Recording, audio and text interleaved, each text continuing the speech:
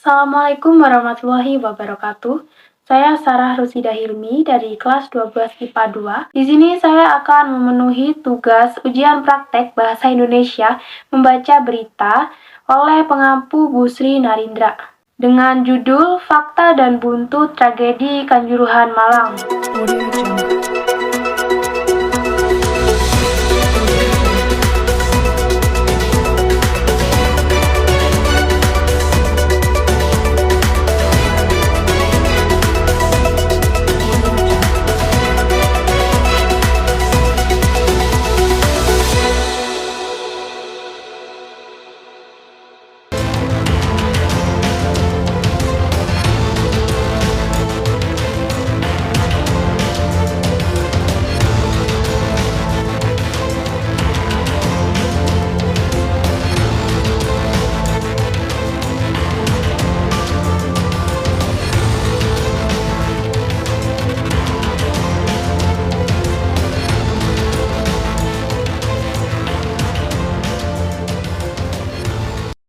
Mungkin dukanya bisa hilang, namanya kembali terlupakan, hashtagnya tenggelam, supporter kembali bersorak. Tetapi ibu mereka seumur hidup akan tetap membenci sepak bola. Usut tuntas, kalimat yang viral di media sosial itu jadi penggambaran yang tepat bagi situasi sepak bola Indonesia sekarang. Jatuhnya korban jiwa usai pertandingan derby Jawa Timur yang mempertemukan tuan rumah Arema FC melawan Persebaya telah meninggalkan duka mendalam di tengah performa tim nasional yang mulai membaik. Peristiwa ini jadi pukulan telak bagi sepak bola Indonesia. Ikut beberapa fakta dan buntut yang bakal terjadi akibat insiden Kanjuruhan kemarin.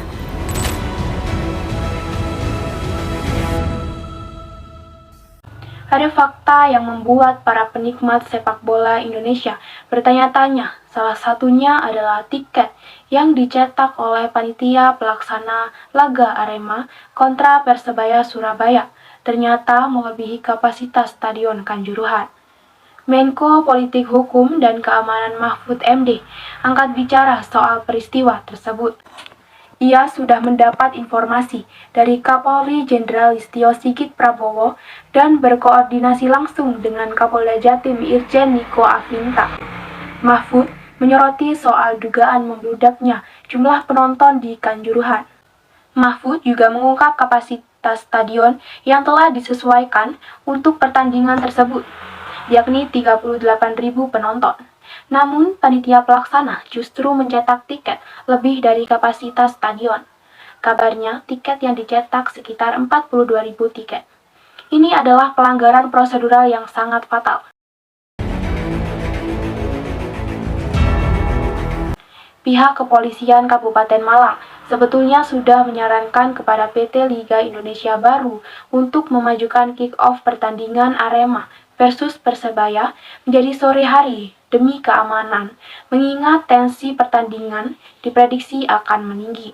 Sayangnya, hal tersebut tidak diindahkan oleh operator Liga PT Lin. Mereka justru menolak rekomendasi dari pihak kepolisian dan tetap melaksanakan kick-off sesuai jadwal, yaitu 20.00 waktu Indonesia Barat. Federasi Sepak Bola Indonesia pun memberikan penjelasan terkait hal tersebut. Dilansir dari Detik News, Sekjen PSSI Yunus Nusi membenarkan adanya surat rekomendasi dari pihak kepolisian. Namun, ia menyatakan bahwa keputusan yang diambil telah melewati diskusi antara PT Live Fanpel dan pihak broadcaster. Padahal memajukan jam kick-off menjadi sore hari adalah salah satu upaya mitigasi. Karena makin malam kick-off-nya, maka tingkat kesulitan untuk mengamankan suatu pertandingan sepak bola akan meningkat. Selepas laga, Arema harus mengakui keunggulan Bajul Ijo dengan skor 2-3. Beberapa fans Arema yang kecewa dengan hasil buruk yang diterima oleh timnya pun berlari memasuki lapangan. Kabarnya tujuan utama dari penonton yang masuk lapangan adalah untuk meminta penjelasan kepada pemain dan manajemen. Kenapa Arema mengalami performa buruk bukan melakukan kekerasan pada pemain? Ada sekitar 3.000 penonton yang memenuhi lapangan. Hal tersebut juga yang disinyalir menimbulkan kericuhan. Penonton yang berlarian menuju ruang ganti telah memancing amarah para pihak berwajib. Sehingga tim pengamanan pun berusaha memukul mundur para supporter yang berhamburan ke lapangan.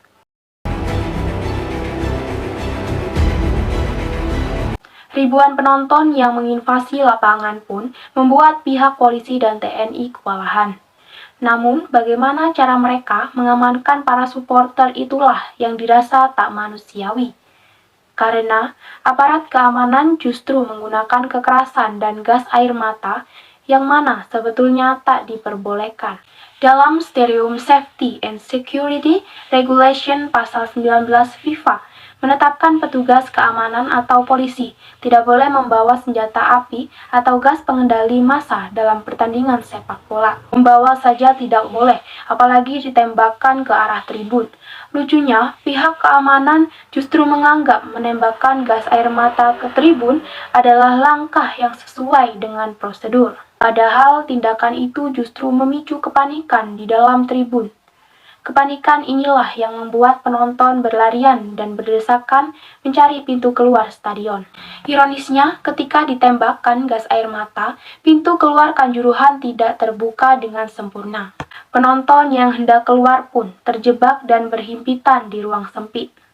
Ratusan orang tewas karena sesak nafas, berdesak-desakan, hingga terinjak-injak pada pertandingan sepak bola Indonesia yang dikenal dengan tragedi Kanjuruhan. Dan kabarnya, tragedi ini menjadi salah satu bencana sepak bola terburuk di dunia. Jadi tragedi terburuk dengan jumlah korban jiwa terbanyak kedua di dunia. Angka korban jiwa Kanjuruhan melampaui tragedi nomor 2 sebelumnya, yakni tragedi di Accra Sport Stadium Accra, Ghana tahun 2001 silam.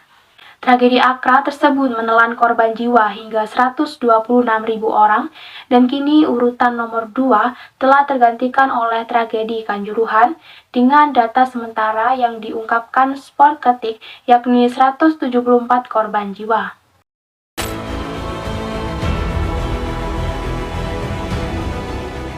Dilansir daripada Panit Football dalam salah satu wawancaranya, Gilang Widya Pramana atau yang sering kita kenal dengan Juragan 99 selaku Presiden Arema FC dimintai tanggapan mengenai sanksi untuk Arema terkait larangan bermain di Malang hingga akhir musim yang dirasa lebih ringan daripada harus menjalani sanksi degradasi.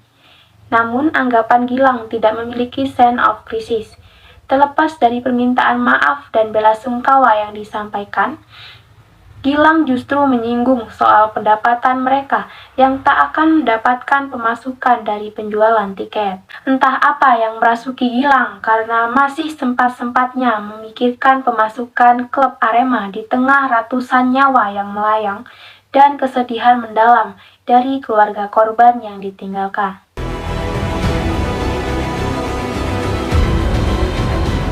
Kanjuruhan tidak hanya menjadi duka bagi publik sepak bola nasional, tapi juga internasional.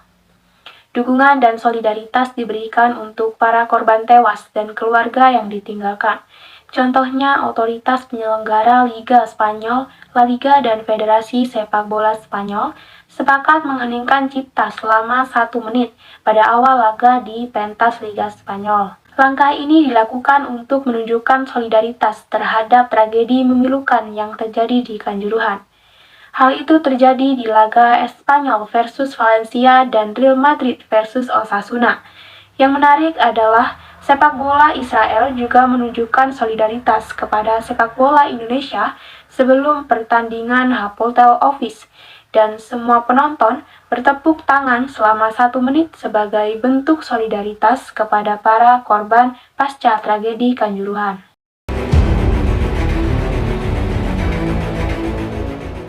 Presiden Joko Widodo memerintahkan PSSI untuk menghentikan sementara pertandingan di Liga 1.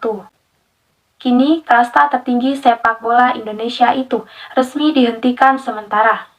Namun, penghentian liga saja tidak cukup. Tragedi ini juga mesti diusut secara tuntas, komprehensif, dan menyisir semua aspek serta pihak yang terlibat secara langsung maupun tidak langsung. Karena tragedi Kanjuruhan bukanlah tragedi sepak bola atau olahraga saja, melainkan tragedi Indonesia. Investigasi atas peristiwa ini harus dipimpin oleh otoritas tertinggi negeri ini, bukan malah dipimpin oleh orang yang seharusnya lebih layak dimintai pertanggungjawaban. Sekian dari saya, terima kasih. Wassalamualaikum warahmatullahi wabarakatuh.